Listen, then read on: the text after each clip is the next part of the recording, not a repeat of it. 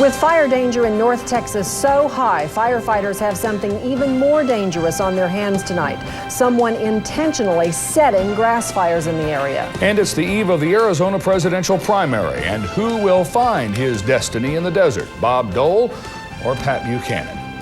Good evening and thank you for joining us. We begin tonight here at home with a search for a potentially dangerous arsonist. Fort Worth fire investigators say the arsonist set at least 2 grass fires, and tonight there may be a break in the case. Texas News 5's Jay Gray joins us now with the latest. What do you have, Jay? Well, Jane, firefighters here at Station 25 in North Fort Worth have been busy all day. In fact, 4 runs. They are just back from one and are cleaning up, but at least 2 of those calls have been suspicious. Investigators say there is someone in Tarrant County involved in what fire officials tonight are calling a deadly game.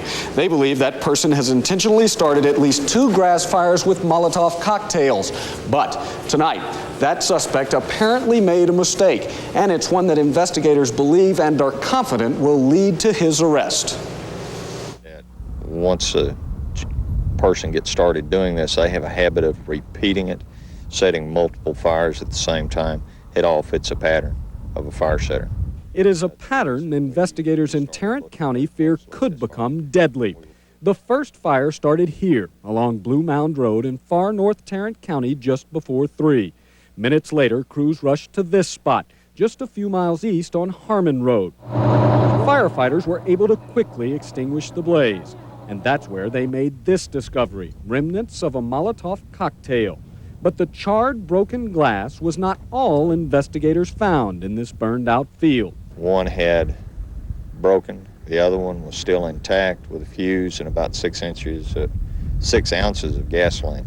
Firefighters say the suspected arsonist apparently dropped a second gasoline-filled bottle in his haste to get away, leaving investigators with a valuable clue in their search for someone considered extremely dangerous. There's a possibility that we could get a good set of prints off of it.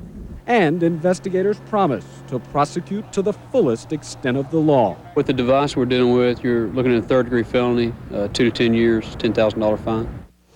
And they are serious about that. Now, it's a tough enough job for these guys fighting these fires without someone running around setting them. And tonight, the chief has told me that there is a reward for the arsonist involved in these blazes. There will be much more on that tomorrow, but they hope to capture this man, and they say they have some solid evidence. Back to you. All right, Jay, thank you. Also, in Parker County tonight, a 71-year-old man has been ticketed for starting the grass fires in both Parker and Wise counties last week. The Parker County Sheriff says that the fires were started when the man violated the county's burning ban and burned trash in a backyard barrel. Those fires destroyed dozens of homes and more than 16,000 acres of farmland. The Red Cross is offering temporary housing for fire victims tonight. The Red Cross and the Salvation Army are helping the victims with immediate needs, such as providing vouchers for food. And of course, what would really help is good soaking rain. Got a little of it today. Is there more in sight? We'll check in with meteorologist David Finfrock a little bit later in our newscast.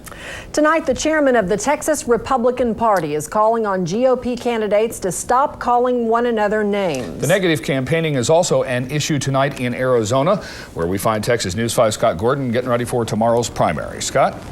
That's right, Mike and Jane. Arizona voters go to the polls tomorrow in the state's first ever winner-take-all primary. Want to hear about the issues? You'll have to listen pretty hard. Yeah, I want to balance the budget. I want tax cuts for families and children. The first thing I would do has to do with job growth. And I speak in particular of the 34 million unborn children done to death since Roe v. Wade. First, you save money under the flat tax right off the bat. Yes, the candidates are talking about issues, but more often than not, they're talking about each other. And it's a slurry of insults. Bob Dole on Pat Buchanan. Pat Buchanan has ideas that are off the radar screen. Pat Buchanan on Bob Dole. And I noticed my friend Bob Dole, who had not been here since October, came in here Saturday and left Sunday, and is gone. Lamar Alexander on Dole and Buchanan. I mean, we're not electing a crossfire host. We're not electing a Senate leader. We're nominating somebody to beat Bill Clinton. And Steve Forbes may smile on the campaign trail, but he has spent millions on negative advertising. Bob Dole, Washington values. Steve Forbes, conservative values. All the attacks are not popular with voters, leading some candidates to claim the high road. And we have not called our opponent any of those kinds of names. We've used the term "my good friend" every time. Every time? What about when he called Senator Dole Beltway Bob? Oh, come on. That's no more than King George in 1992. It's a term of affection.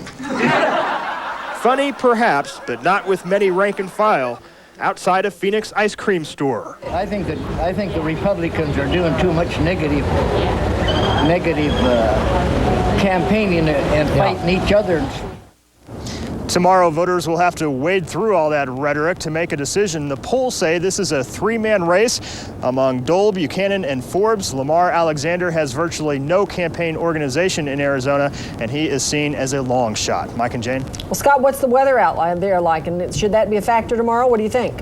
Well, it could be. Today it's been windy and rainy and cold here in Phoenix, and there's snow in the northern part of the state. A lot of the observers are saying that if the weather's bad, that could be good for Pat Buchanan, whose voters are generally more loyal, but we'll have to wait and see tomorrow. The forecast is a little warmer, by the way. No, you'll be monitoring that, and we'll look forward to your reports tomorrow. Thanks, Scott. A Cuban Air Force pilot who defected to the United States says tonight that he went back home on Friday and told the Castro government about the planes that were shot down on Saturday. Tonight, the Coast Guard is suspending its search for the two planes, and President Clinton is slapping new sanctions on Cuba. We must be clear. This shooting of civilian aircraft out of the air was a flagrant violation of international law. It is wrong, and the United States will not tolerate it. The president and his advisors considered taking military action against Cuba, but rejected that option for now. The U.S. sanctions do include a United Nations Security Council statement condemning the attack, compensation for the victims' families, restricting the movement of some Cubans, mostly diplomats, within the U.S., suspending all commercial charter flights between the U.S. and Cuba, and backing most provisions of a bill in Congress designed to seal off foreign investment in Cuba. Texas News 5's Cliff Caldwell tonight has more on the reaction. Prospective presidential candidates are responding to Cuba's downing of two American civilian planes filled with four members of the group, Brothers to the Rescue. At most, we're engaged in what you would call civil disobedience. That does not justify killing. We've got a bill pending now that would do that. We ought to cut off investment in Cuba. Because once investment dries up, I think Castro will dry up, and then you'll have a chance for a free election. Our political analyst John Weekly says so far Clinton's response is appropriate and hopes Republicans put politics aside to support the current commander-in-chief. But Weekly admits a sitting president can gain advantage from such incidents. This is politically, anyway, good for President Clinton. If he takes less than the appropriate measured response, then I think there can be some damage. Cubans gathered in Little Havana to hold a moment of silence for the four dead men. Cuban-born Sylvia Canto Jr. knows the brothers' former humanitarian non-political effort has expanded its focus, but says Cuba's actions were wrong. I mean, even if these planes were over the line, there are far more reasonable and civilized options. You could have brought them down. You could have put the people in jail. Canto admits, in the midst of an election year, the incident will heat up the rhetoric, but he says he doesn't mind if it puts discussion of his homeland on the table. Cliff Caldwell, Texas News 5. On to local matters, the Dallas Police Department tonight breaks its silence after a fatal accident. Hear what Chief Ben Click has to say coming up. Also, why are there more than 100,000 accused criminals on the streets without the threat of arrest? Our public defender investigation is just ahead. You're watching Channel 5, the Texas News Channel, with Jane McGarry, Mike Snyder, Scott Murray, and David Vinfrock. Texas News 5 at 10 continues. It makes you feel older. It makes you feel less attractive. How would you feel if you started losing your hair? We have a growing solution coming up on Health Watch. Don't go away. The Dallas Police Department is no longer silent tonight about a fatal accident that involved an officer. Katie Findley and Megan Jones were killed when they pulled in front of Senior Corporal Tommy Ames as he rushed to assist another officer. The police department won't discuss why he drove without emergency lights, but Chief Click says everyone in the department is grieving. My heart goes out to them. Regardless of what happened and how it happened, my heart goes out to them. They lost one of the most precious things in their life, and maybe the most precious thing in their life. And I wish I could take the pain away from them. Ames is back on duty now in a non-patrol position until the investigations are completed. Dallas police have jailed 2 suspects tonight for a series of rapes in northeast Dallas. Cleveland Robertson III and Alvin Hayes were arrested over the weekend. Officers say that the men are allegedly responsible for attacks between last August and this month. Imagine, if you would, a city the size of Waco filled with nothing but criminals, and each one of them wanted for a different crime. More than 100,000 wanted criminals are living in Dallas County tonight with virtually no fear of arrest. To find out why, Public Defender Marty Griffin joins us with his investigation, Forgotten Fugitives. Marty? Well, guys, this is not a local phone book. This is the list of warrants, and there are thousands of warrants on here. Now, these warrants, all different crimes, they are served by the Dallas County Sheriff's Department. They serve the warrants, but the deputies say they don't have the manpower or the equipment to do their job. So thousands of wanted criminals remain free. It's the chase that never ends. It's the crime wave that never stops. It's the list that just gets longer. It's a who's who of Dallas County's most wanted criminals. Thousands of alleged robbers, drug dealers, bad check writers, thieves, hundreds of murder suspects, and countless others wanted for rape and child molestation. Over 100,000 names, every person wanted for a Dallas County crime. Problem is, the Dallas County warrants officers charged with arresting the wanted criminals say most of the addresses are bad, so their warrants are useless. That makes serving them next to impossible. So there are literally thousands of warrants being held by the warrant officers. Exactly. And how many of those warrants are good addresses? 10% or less will be good addresses. If 90% of the addresses are bad, the warrants go unserved. The suspects are never arrested. Would it be safe to say that there are a lot of people committing crimes that never get picked up? Yes, sir. Is that frustrating as a law enforcement officer?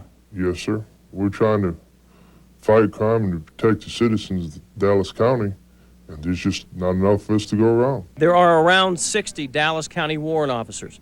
Last year, the group received nearly 50,000 new warrants, executed nearly 17,000, and left nearly 34,000 warrants from last year unserved.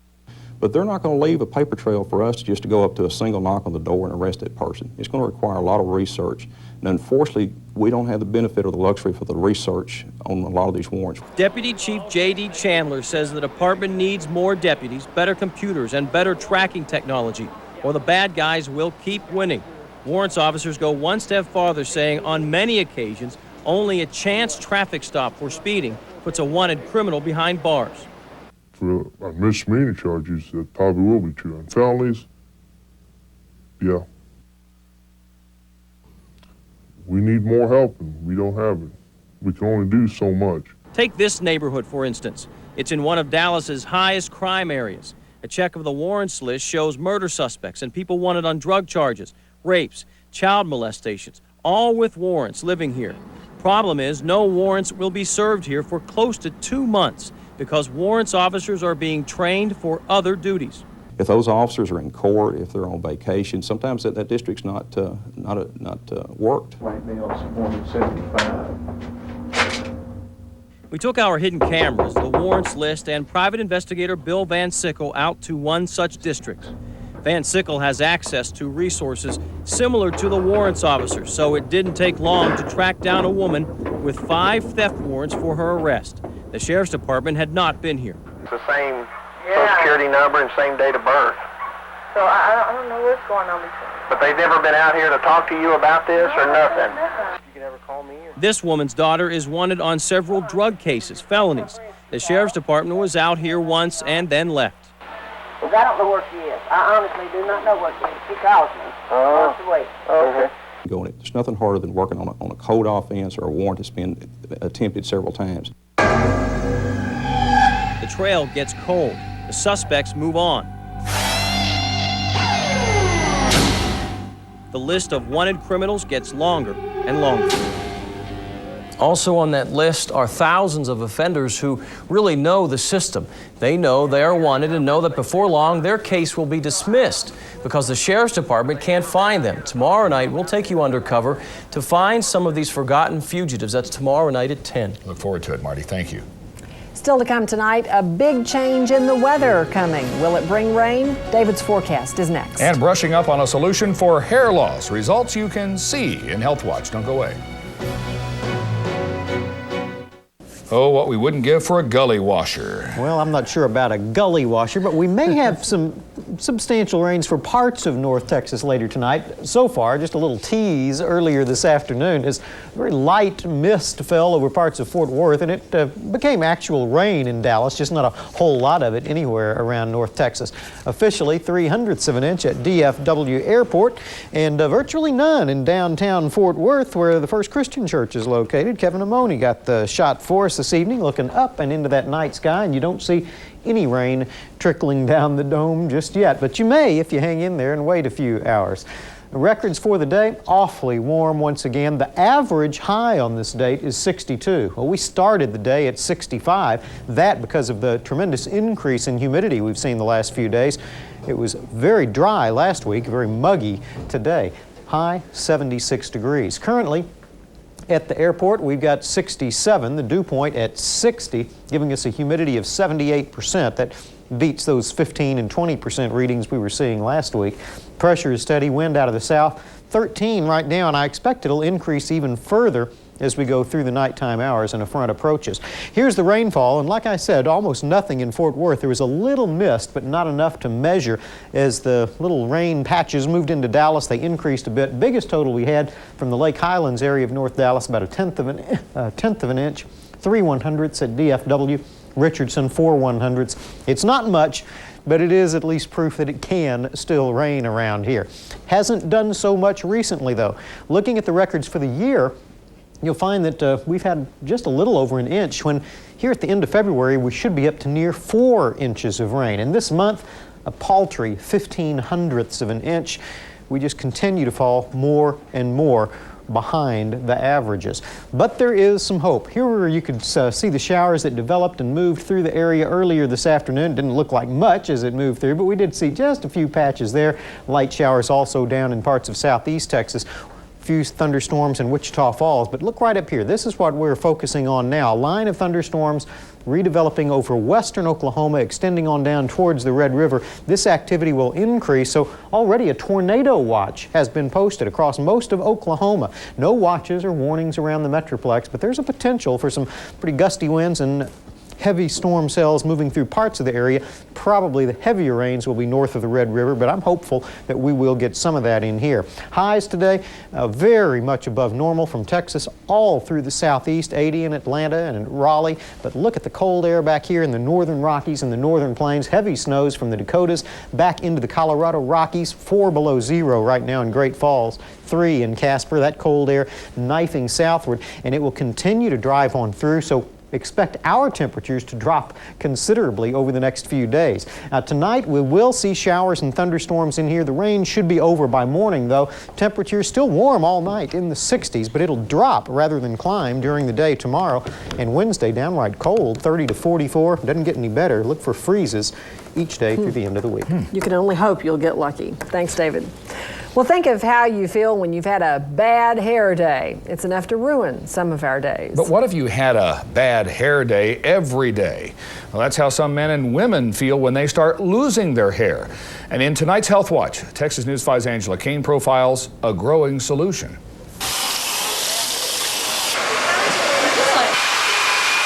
We love our hair. But what happens when you have less to cut because of hair loss? One option has rolled our way, the Rogaine hair growth drug, now over the counter. Another option, transplant surgery with new techniques to make the hair more natural. But there's a growing option for people who don't want surgery but still want a more permanent solution. It's hair replacement. That's Gary Shackelford's choice. His baldness hurts his self-esteem. It makes you feel older, it makes you feel less attractive, less desirable, less good looking. So Gary comes to Judean Hair Replacement Company in Dallas for monthly maintenance of the hair replacement they made for him. They bond it on with a medical adhesive. We create their own natural pattern of growth with human hair. Each hair is individually added onto the foundation to blend with their own hair. We match the color exactly, the texture exactly. Gary's finished look coming up. But first, this Judean salesman wears the newest advancement, a thinner lace base to hold the new hair. It blends in with the scalp in the front. You can just comb your hair straight back and it looks just like it's growing out of your scalp. Here's his before look and the looks of other men and women with hair replacement. They can shampoo, blow dry, go swimming, play active sports. And here's Gary's after look. It's a transformation, as you might have guessed, that you do feel younger, you feel prouder of yourself, you're more confident. Angela Kane, Texas News 5. And this hair-raising footnote, hair replacements can cost an average of $900 to $1,500, and monthly maintenance runs around $45. Almost as much as hairspray sometimes. Coming up next on Texas News 5, free agency makes another hit. And it takes another piece of the Cowboys' defensive line. Scott Murray's up next with all the sports news. Don't go away. Well, we've still got Troy and Michael and Dion. Not much more. Well, I'll tell you, when all is said and done and they get ready to go to summer camp, I still think top 2 or 3 teams in the National Football League, the Cowboys certainly one of them, if not the best. So it kind of shows you what they had stockpiled over the years. Another Cowboy has left the fold, though, from Valley Ranch. Gone this time is linebacker Dixon Edwards. He is headed to Minnesota. He gets a 4-year deal worth $10 million with the Vikings. That's 3 veteran players from the defense that have departed this offseason. Larry Brown and Russell Maryland, both of whom signed with Oakland, are the other 2. I mean, I have a lot of friends there. It has, you know, I've won a lot of games there, and it was fun. But Dallas didn't seem like it was tough for Dallas for me to leave, so it wasn't tough for me to leave Dallas. Charlie Waters is leaving the University of Oregon. He helped lead the Ducks as defensive coordinator this past season to the Cotton Bowl. But his 17-year-old son Cody died suddenly in his sleep back on December 3rd. Understandably, the family having a tough time dealing with the tragedy, so Charlie is calling it quits for personal reasons. The Western Athletic Conference has named its 2 8-team divisions. They'll call them the Mountain and the Pacific.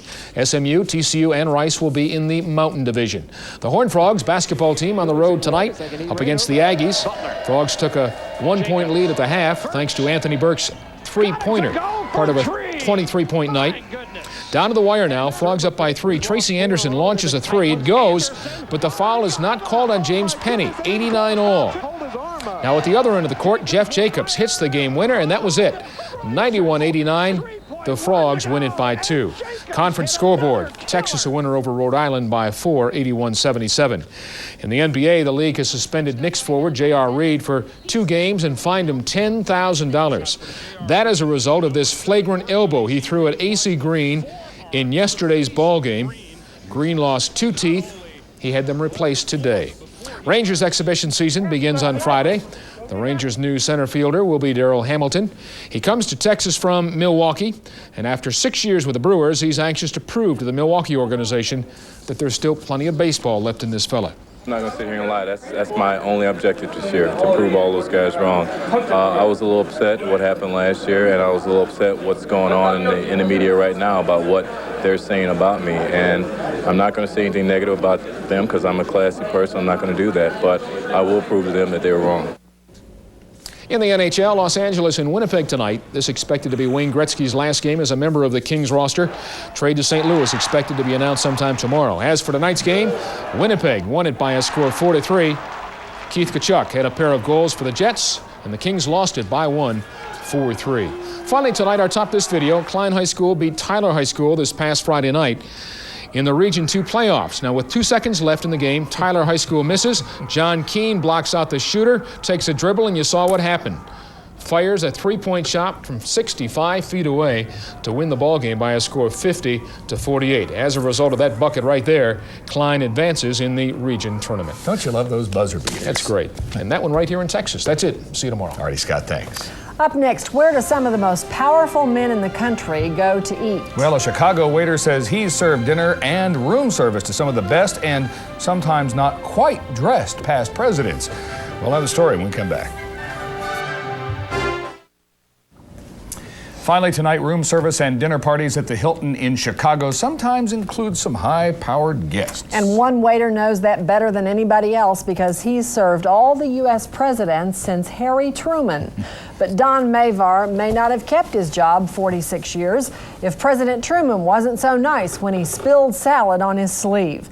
Mavar says one of his favorite memories was taking oyster stew and a couple of beers to John F. Kennedy, who was wearing only a pair of polka dot BVDs. Wow. And after serving President Clinton recently, he said he is a charming rascal. Yeah, just think of the advice that man can dish out, huh? Oh, that's very true. Polka dot BVDs. I never would have thought it. I guess not. You have to be a fan, Jane. Kind of a different image. Boxer shorts to understand these kind of things. The Tonight Show's up next. For all of us here at the Texas News Channel, thanks for watching. We'll see you again tomorrow. Good night.